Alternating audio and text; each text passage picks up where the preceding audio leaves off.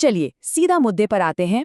आज के इस विशेष विश्लेषण में हम आयुर्वेद के एक बेहद जटिल और क्लासिकल विषय पर बात करने वाले हैं, उन्माद। जब गंभीर मानसिक विकारों की बात आती है ना, तो हमारे प्राचीन ग्रंथों में इसका पूरा प्रोटोकॉल बहुत ही व्यवस्थित और साइंटिफिक तरीके से दिया गया है। तो आज हम इसी उन्माद चिकित्सा के शास्त्रीय प्रोटोकॉल के पीछे छुपे विज्ञान को एक साथ डिकोड करेंगे। हमारा पूरा फोकस आज एक बहुत ही स्पेसिफिक चीज पर रहेगा, और वो है क्रमबोधक सारणी यानी सीक्वेंशियल ट्रीटमेंट टेबल। हम इस सारणी को मुख्य रूप से 3 हिस्सों में बांटकर समझेंगे। पहला उपचार, दूसरा औषध और तीसरा पथ्य। हम इसे बिल्कुल लाइन बाय लाइन डिकोड करेंगे ताकि कोई भी अहम पॉइंट हमसे मिस ना हो। एग्जाम और क्लिनिकल प्रैक्टिस दोनों के नजरिए से ये बहुत जरूरी है। तो हमारा फ्लो कुछ इस तरह रहेगा। सबसे पहले फिजिकल डिटॉक्सिफिकेशन यानी शारीरिक शुद्धि, उसके बाद बिहेवियरल और शॉक थेरेपीज, फिर प्रमुख औषधियाँ, आध्यात्मिक चिकित्सा और आखिर में पथ्य यानी डाइट और लाइफस्टाइल। शुरुआत करते हैं हमारे पहले और सबसे बुनियादी चरण से, ओवरव्यू और शारीरिक शुद्धि। अब ये जो क्रम है ना, ये बहुत ही सटीक है। क्लिनिकल अप्रोच के लिए इसे इसी सीक्वेंस में याद रखना बेहद जरूरी है। देखिए, अगर उन्माद वातज है तो सबसे पहला स्टेप होगा स्नेहपान। अगर कंडीशन कफज या पित्तज है तो हम मृदु शोधन की तरफ जाएंगे, मतलब कफ के लिए वमन और पित्त के लिए विरेचन। इस शोधन के बाद शरीर की अग्नि को वापस नॉर्मल करने के लिए संसर्जन क्रम फॉलो किया जाता है। और हाँ, जरूरत पड़ने पर बस्ती कर्म का प्रयोग भी होता है। पॉइंट ये है कि हर विशिष्ट दोष के लिए शुद्धि का एक बहुत ही स्पेसिफिक और तय रास्ता है। इस शुरुआती शुद्धि के बाद फोकस सीधा मस्तिष्क और मन पर आ जाता है।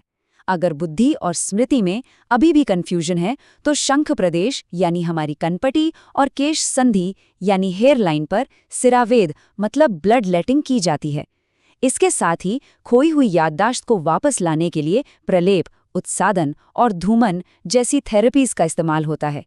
इसका मकसद बिल्कुल साफ है, मन पर पड़े आवरण को हटाना और बुद्धि को फिर से स्थिर करना।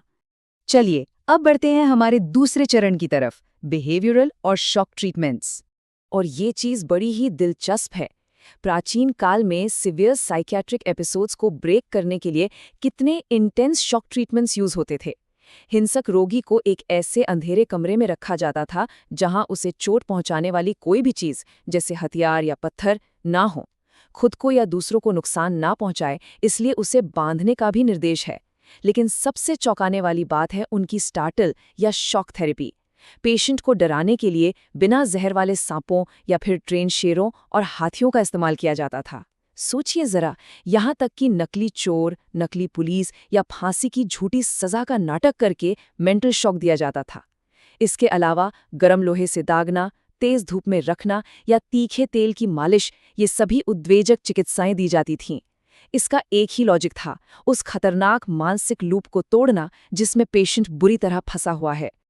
और इसी शॉक थेरेपी के पीछे एक बहुत ही कमाल का मनोवैज्ञानिक सिद्धांत काम करता है, विपरीत भावनाओं का सिद्धांत यानी प्रिंसिपल ऑफ ऑपोजिट इमोशंस। इसका मतलब क्या है? अगर उन्माद काम यानी अत्यधिक इच्छा की वजह से है तो उसे उसके ठीक उल्टे इमोशन क्रोध से काटा जाता था, और अगर कारण शोक या गहरा दुख है तो ट्रीटमेंट में हर्ष यानी खुशी का माहौल बनाया जाता था। आसान शब्दों में कहें तो दिमाग में एक बहुत ही स्ट्रॉन्ग फीलिंग आर्टिफिशियली क्रिएट की जाती है ताकि वो अपनी ऑपोजिट बीमारी पैदा करने वाली फीलिंग को पूरी तरह नष्ट कर सके। साइकोलॉजी का ये एंगल वाकई में सोचने पर मजबूर कर देता है।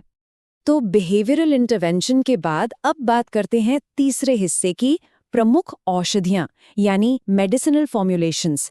इन फॉर्मुलेशंस को याद रखना बहुत ही क्रूशियल है। इसमें बहुत ही क्लियरली बताया गया है कि कौन सी स्थिति में क्या देना है। औषधीय घृत की बात करें तो हिंगवादी, कल्याण, महाकल्याण, महापैशाचिक और लशुन आदि घृत, इनका प्रयोग सबसे प्रमुख है। नस्य के लिए श्रीषादि और व्योषादि यूज होते हैं। इसमें एक बहुत ही खास एंटीडोट या औषधि है, सिद्धार्थक अगत। इसका इस्तेमाल तो लगभग हर तरह से होता है, पान, नस्य, अंजन, लेप और स्नान।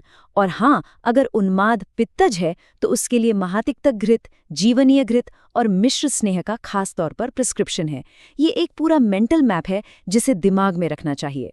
अब इन नॉर्मल औषधियों के अलावा ऐतिहासिक रूप से कुछ बहुत ही सिवियर और तीव्र योगों का भी जिक्र मिलता है। गंभीर मामलों में, खास तौर पर वातकफज उन्माद में, पशुओं के अंगों का इस्तेमाल होता था।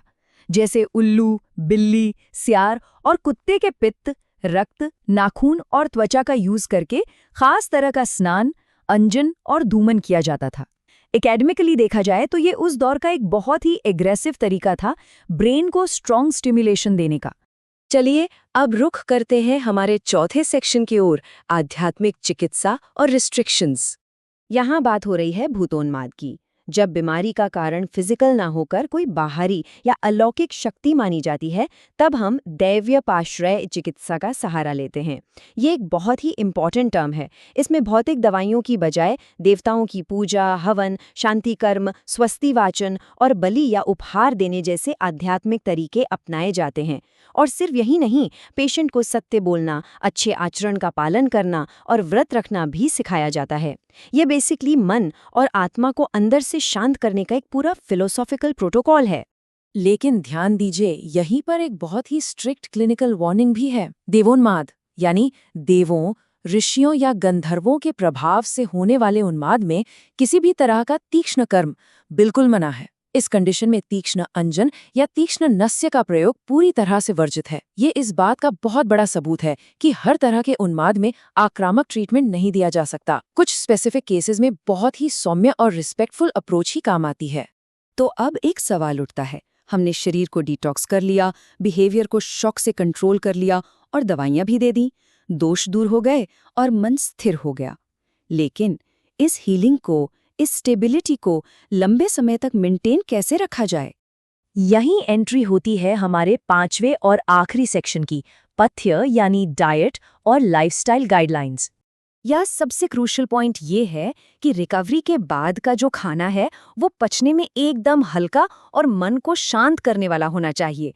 ये उन अग्रेसिव शॉक थेरेपीज के एकदम ऑपोजिट है। क्लासिकल टेक्स्ट्स बताते हैं कि अनाज में पुराना गेहूं, रक्तशाली यानी लाल चावल और साठी का चावल बेस्ट है।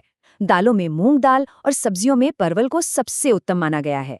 लिक्विड्स की बात करें तो धारोष्ण दूध यानी गाय का तुरंत निकाला हुआ हल्का गर्म दूध और नारियल पानी बहुत फायदेमंद है। फलों में आम ले सकते हैं। और जहां तक मांसाहारी आहार की बात है तो जंगली जानवरों, कछुए और कोकिला के मांस को विशेष रूप से पथ्य बताया गया है। ये पूरा का पूरा डाइट प्लान इस तरह से डिजाइन किया गया है कि शरीर को ताकत भी मिले और मन वापस से उत्तेजित भी ना हो। तो इस पूरे विश्लेषण का कंक्लूजन क्या है? उन्माद चिकित्सा में मास्टरी का सीधा सा मतलब है इस परफेक्ट सीक्वेंस को समझना। पहले शारीरिक दोषों को साफ करना, फिर सिवियर केसेस में बिहेवियरल शॉक देना, उसके बाद इंटरनल मेडिसिन से ट्रीटमेंट करना और आखिर में सही डाइट से उस स्वास्थ्य को सस्टेन करना। जरा सोचिए, आज की मॉडर्न साइकियाट्री हमारी इन ऐतिहासिक शॉक थेरेपीज और विपरीत भावना चिकित्सा के सिद्धांतों को किस तरह देखेगी? क्या आज की एक्सपोजर थेरेपी या कॉग्निटिव बिहेवियरल थेरेपी में हमें इन्हीं प्राचीन आयुर्वेदिक सिद्धांतों की कोई झलक दिखाई देती है? ये वाकई में सोचने वाली बात है और शायद प्राचीन और आधुनिक विज्ञान के बीच एक नई रिसर्च का रास्ता भी। इस पूरी चर्चा में हमारे साथ बने रहने के लिए बहुत बहुत धन्यवाद।